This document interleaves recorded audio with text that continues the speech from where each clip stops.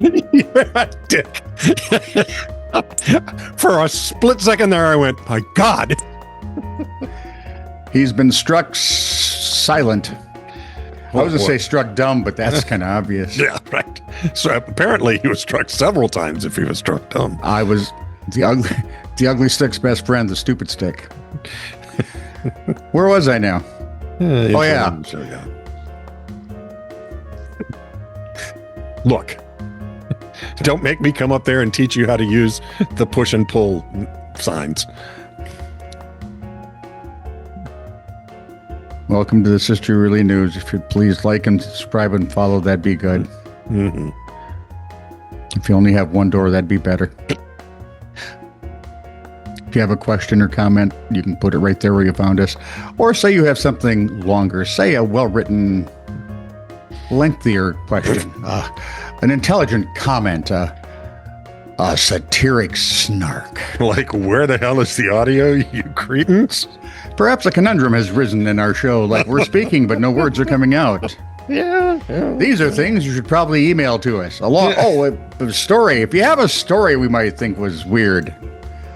Remember, our standard of weird is it's pretty low, honestly. If you set the bar where most people have it, put it on the floor from there, and you're right there.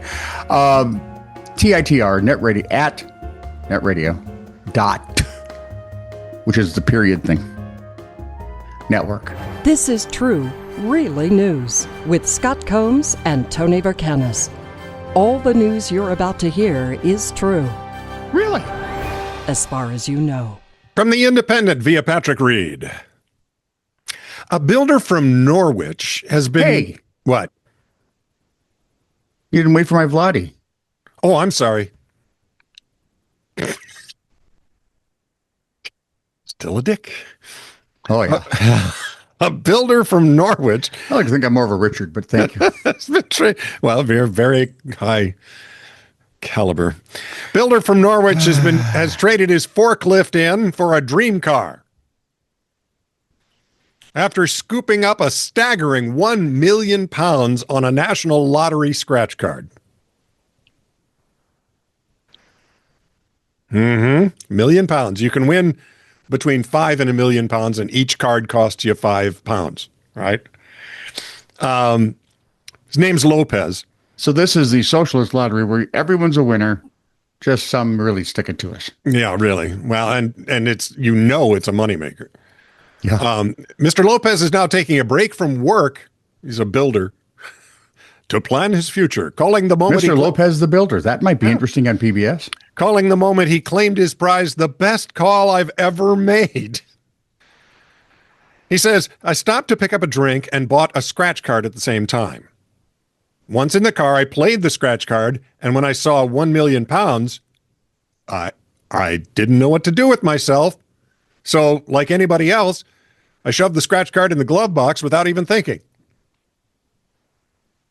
I always thought I'd scream if I ever won big, but when it actually happened, I was stunned into complete silence, and I think he's right about that. I think most of us, I would yelp, I would hoop and holler.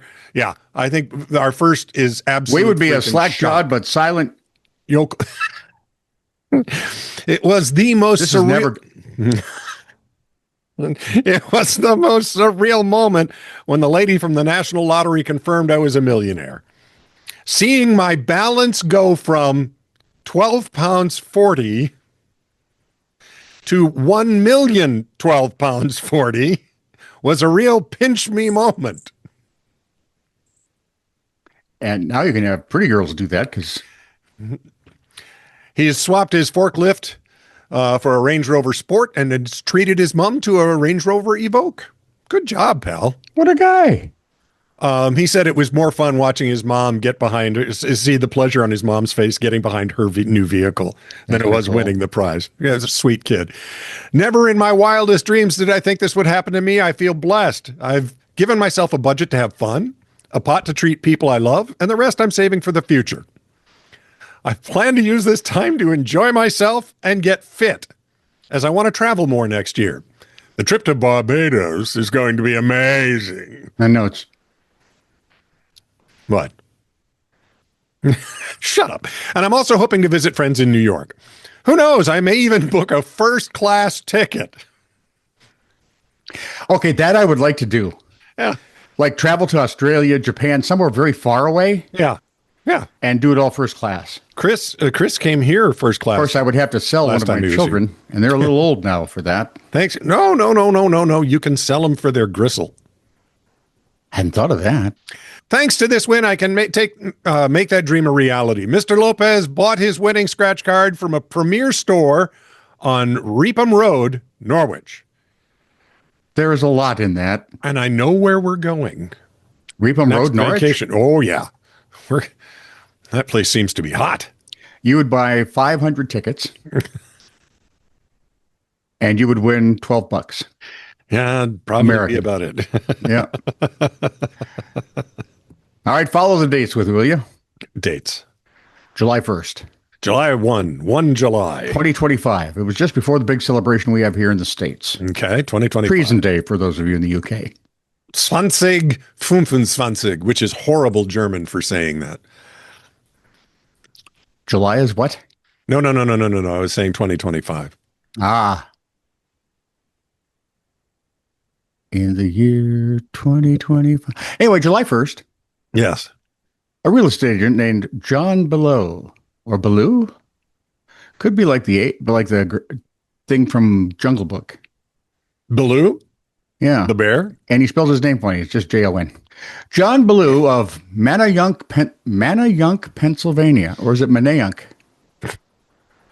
Let's just say Baloo. I would name it Smith after this. There we go. Was sentenced to a year of probation, a $200 fine, $59,143 to reimburse American Airlines, because that's what it cost them to cancel a flight on June 26th of 2024. It took them a year just to do this. I'm beginning to see a flaw in our system. $59,143. Philadelphia Magazine, often noted for its colorful centerfolds, reported that on that night, John topless cheese sandwiches, or steak and cheese, I should say. Cheese steak. Whatever. Oh, try that with someone who's I'm not from Philly. My sister hasn't lived there in years, and she would still rip your nose off and feed it to your ear. Yeah, they all have attitude. They don't deserve that football team. I'm just saying. They have little city mentality. Mm-hmm. It's like little dog mentality, only there are more of them. Yeah. Philadelphia Magazine reported that on that night of June 26, 2024, John Baloo? Yeah. Sure. Of Baloo, Mississippi. JB went to great lengths to skip the security line at Philadelphia International Airport, and I'll be honest, I didn't know they had one, trying to enter Terminal C through the exit line. So, yes, he went in through the outdoor. Was he walking backwards to really fool us? It would probably work in Philly. Do we have anyone in Philly that watches these? Maybe. Well, he's not in Philly, but he grew up in Philly. Then he knows what I'm talking about. Yeah. When he was stopped, because he was going to be stopped, they're airports. They're picky about certain things like, yeah. When he was stopped, he threw a $50 bill at the security guard and asked her if that would get him in. I'm guessing the answer was no, but eventually Below got away from her and disappeared into the terminal. And he got onto his flight, which was still at the gate. Luckily, the folks at the Philadelphia International Airport are pretty smart. So they must be imports from someplace where people are smarter. I'm guessing New Jersey. Yeah. Oh, no. Now I'm going to die. Yeah, they're going to come get you. Sandwich floor. Hello. When officials informed the pilot that a passenger hadn't gone through security, they had to cancel the entire flight. So he's got a year probation, a $200 fine, and he's got to repay American Airlines the $59,143 it cost to cancel the entire flight. Nice. No, because I'm thinking there's a plane load of people who that are going to sue him too. Who are not happy with him. Yep. There's the word civil suit. Oh, yeah. Well, one of the first things that came to mind, actually. You want to wear a red tie. This from Reason. After the city of Charlottesville, Virginia, denied requests to paint crosswalk lines at an intersection popular among pedestrians, Kevin Cox, a retired crossing guard, decided to take matters into his own hands by placing spray chalk lines in the shape of a crosswalk. What do you suppose his fate is? Oh, that can't be good. Charged with intentional destruction of property, a Class 1 misdemeanor, faces a sentence of up to 12 months in jail and a fine of $2,500. At least he doesn't have to pay for a whole flight. Temporary crosswalk was placed at the intersection of Elliott Avenue and 2nd Street, often used by pedestrians visiting the IX Art Park. X.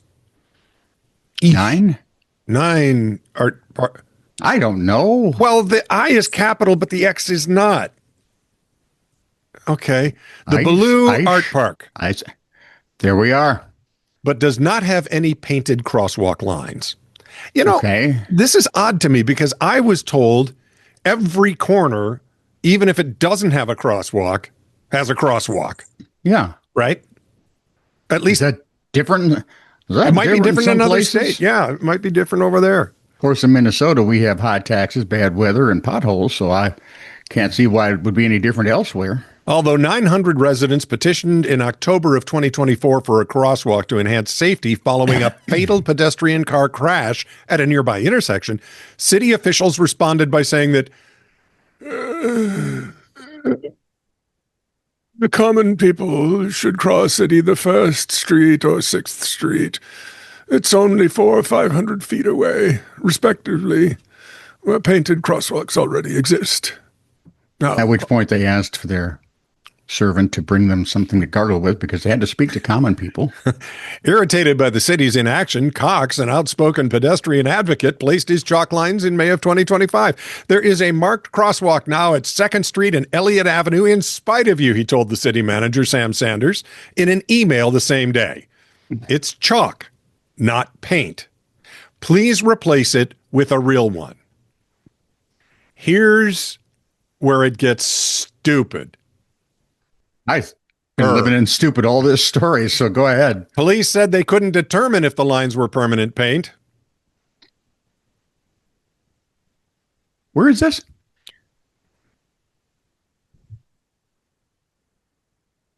Charlottesville. Okay. Leading the city to cover them with black paint.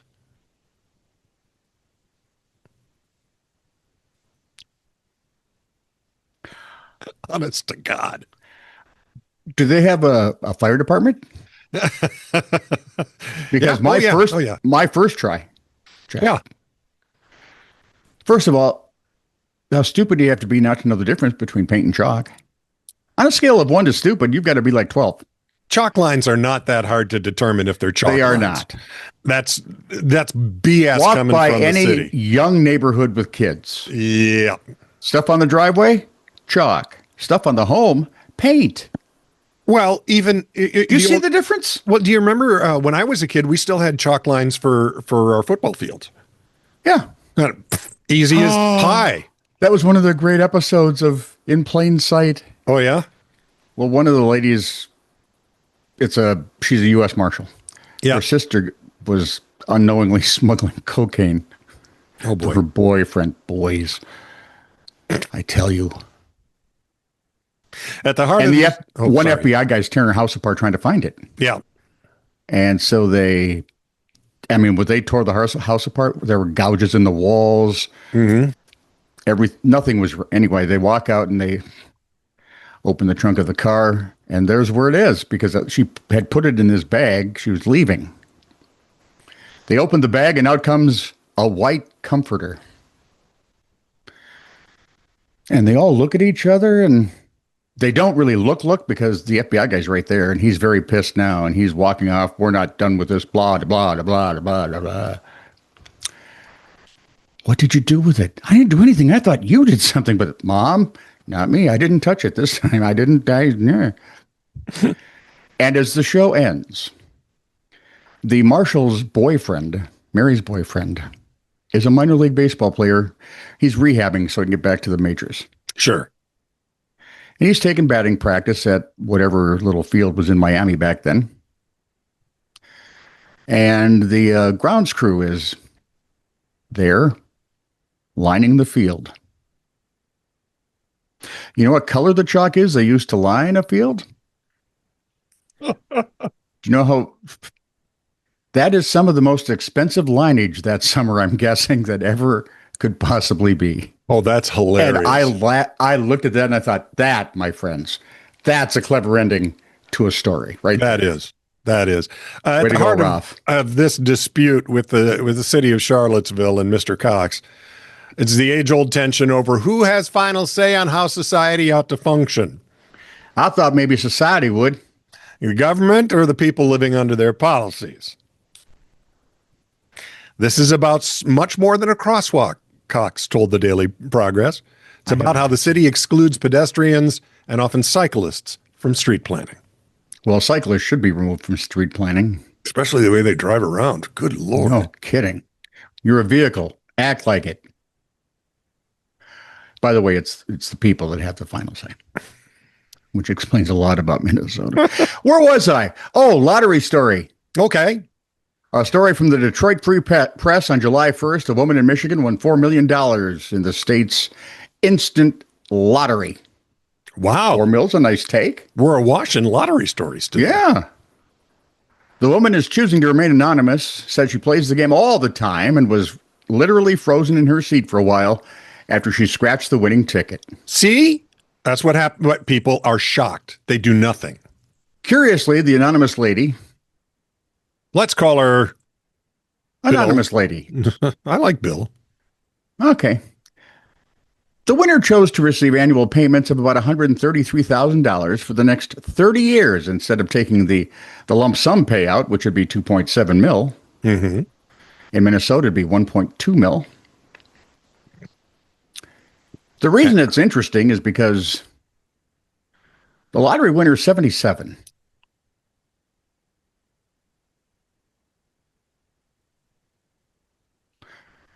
She sees the glass as half full, doesn't Everything is half full.